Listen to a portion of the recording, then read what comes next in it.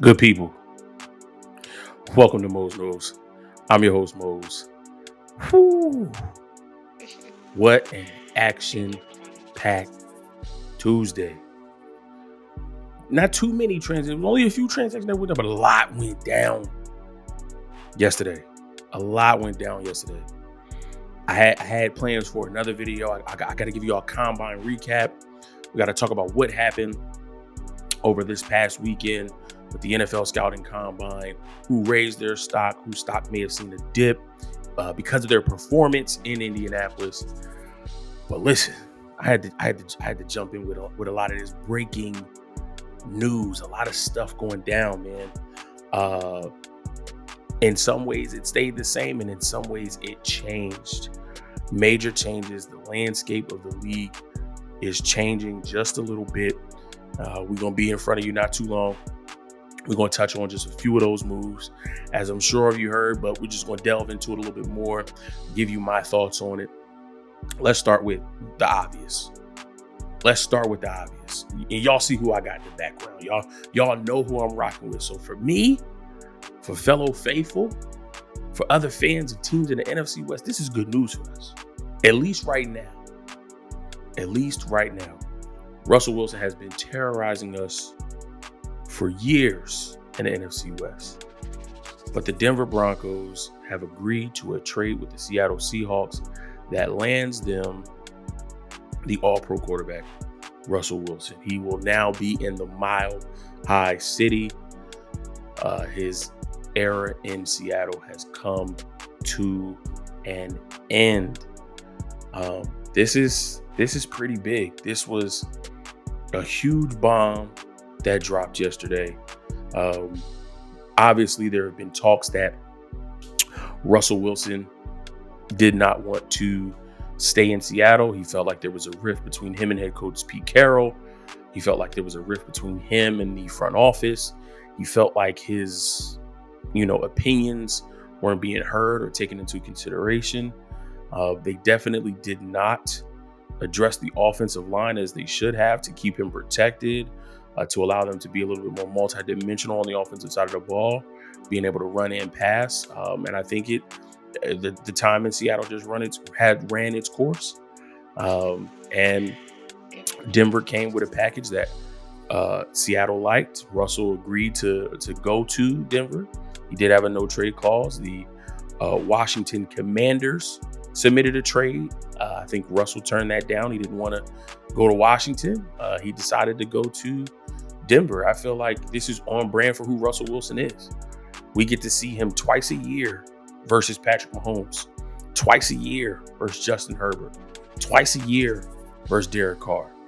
The AFC West, I think, has become just as strong as the NFC West. Maybe the NFC West has gotten weaker without Russell Wilson. Obviously it did. But we'll talk about what the implications of this trade means for both teams. Just looking at Denver right now, even in all of the sports books, and if you look at Vegas, their odds of making it to the Super Bowl have increased tremendously. So this addition of Russell Wilson completely changes the landscape of this team. Now this team looks like an offensive juggernaut, and it's yet to be seen. They have a new head coach, they have a new quarterback, so now we have to learn a completely new system. But you look at Russell Wilson, they got the young running back Javonte Williams, and then if you look at the weapons on the outside, Jerry Jeudy, Cortland Sutton, Tim Patrick. They did have to trade Noah Fant. Broncos did give up Noah Fant in this trade, but you cannot forget about Albert Okwuegbunam. He is another extremely athletic, dynamic tight end who I think can fill the void of Noah Fant. So this team offensively is loaded. And we know in this league now, you have to score points. But don't overlook this defense. They were a top three scoring defense. They're young. They're getting better. They have good young corners on the outsides. Great safety in Justin Simmons. They're going to be adding more pieces based on what they have available, either through free agency. I know they did give up a lot of draft picks. We'll talk about that in a minute. But this is a young defense that's still hungry. And with a quarterback like Russell Wilson manning the offense, then maybe the defense doesn't have to be on the field that much. Russell Wilson will be able to sustain drives for the offense, keep the defense fresh. And then, this is a win-win situation for all phases of this team. Let's take a quick look at the trade details. So, the Denver Broncos received quarterback Russell Wilson, and they also received a 4th-round pick. Now, what did Denver give up to get this? Well, they had to give up quarterback Drew Lock, tight end Noah Fant, as I mentioned, defensive lineman Shelby Harris, 2 first-round picks, one of which is in the upcoming 2022 NFL Draft, pick 9. So now Seattle, who I believe did not have a first-round pick, now they jump right into the top 10. They give up 2 second-round picks, and then they also gave up a 5th-round pick. So 3 players, 5 total picks is what it took to get Russell Wilson. So we talked about the implications for the Denver Broncos. What implications does this have for the Seattle Seahawks? Well, a lot of people would think that they are in a full rebuild mode, and this could very well be true. I think this would be more true if there was a top-tier quarterback in this year's draft, somebody deserving of the number 1 overall pick or a top 5 pick. That would make more sense. But if you look at what they have, and if you look at the assets that they acquired, there has been word and rumor going around from a lot of different people. It's something I've seen on Twitter, something I've seen on the sports radios and sports TV shows. It's something that I talked about with one of my OGs when I first saw this go down. We cannot forget about Deshaun Watson. It is possible that the Seahawks just wanted to get younger at the quarterback position. The relationship was souring, and they want to get younger at the position. Maybe not green like a rookie quarterback, but now Seattle has the assets if they wanted to flip some of these picks to Houston for Deshaun Watson. That is possible. I think if that happens, the NFC West still remains a strong division. And I think the West Coast would be the best coast, legitimately, where the AFC West and the NFC West are the 2 strongest divisions in the NFL, based on quarterback play and based on the construction of the rosters. So that is a possibility. If not, obviously they have Drew Luck in the fold now. They could draft a young rookie quarterback. So maybe they go after a Kenny Pickett. Maybe they go after a Desmond Ridder. Maybe they go after a young Malik Willis. They bring in Drew Lock. They allow him to be the quarterback for 2022 as they evaluate their rookie and bring them up to speed. And maybe the following year in 2023, or maybe they give Drew Lock 2 years to just allow the rookie to catch on if he doesn't catch fire right away. And in 2023 or in 2024, we see the rookie draft pick that they took this year take over the reins in Seattle. So there's a lot of things that could possibly happen with the amount of assets that the Seahawks have acquired. So that wasn't it for Seattle, though. They did not stop there. Seattle also was able to clear up $16.6 million against their cap. How did they do that, you ask? Well, if you were busy working, dealing with the wife and the kids, and you weren't able to catch all the madness that happened yesterday, let me show you. The Seattle Seahawks have informed Bobby Wagner of his release. When I saw this, I said, you gotta be kidding me. Seattle's basically cleaning house of the old guard, and they're just bringing everybody new in. No, Richard Sherman was gone a while ago. Earl Thomas was gone a while ago. Now you get rid of somebody like Russell Wilson in a trade and release Bobby Wagner. Man, they are turning the page That was a great time for them. The Legion of Boom, Bobby leading that defense, Russell Wilson leading this team to a Super Bowl victory, and then another Super Bowl appearance, which they lost to the Patriots on a last second interception. But wow, understand that there are cap casualties every offseason.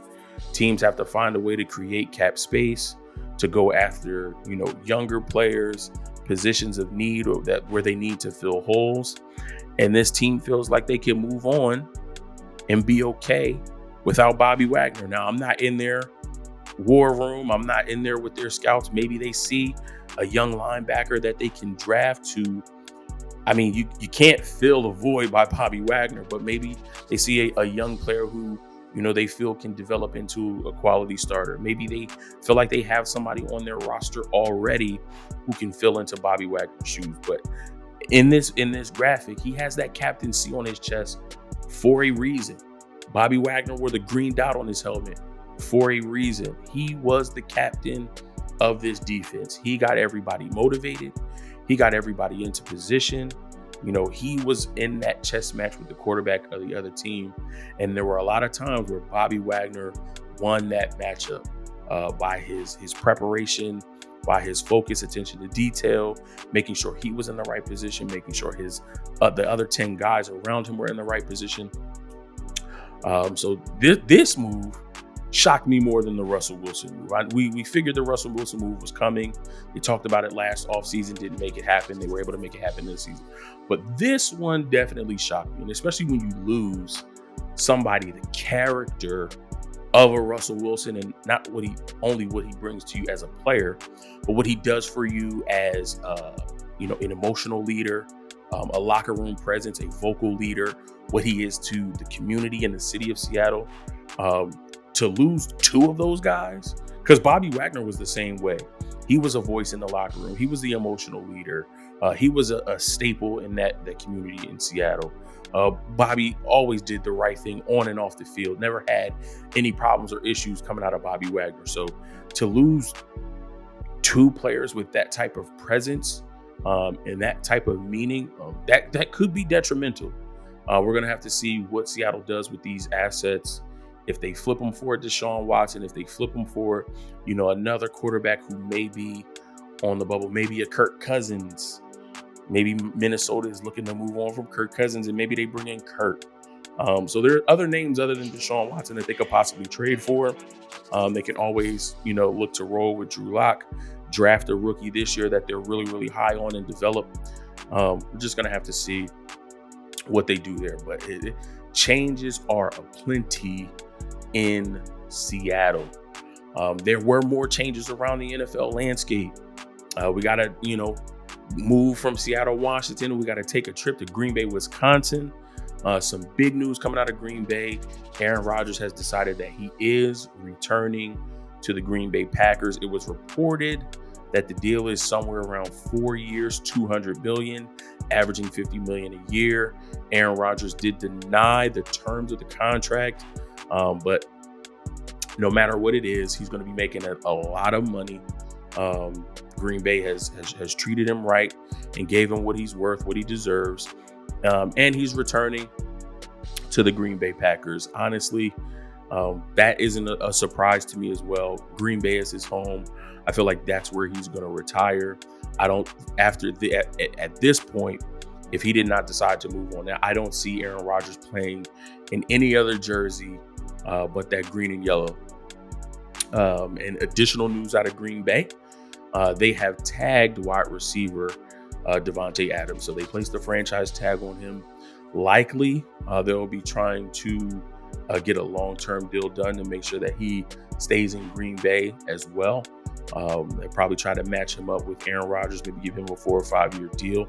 I know that there were some cap issues that they were dealing with. If you check me out on, actually, let me pull this back up because I can go back this way.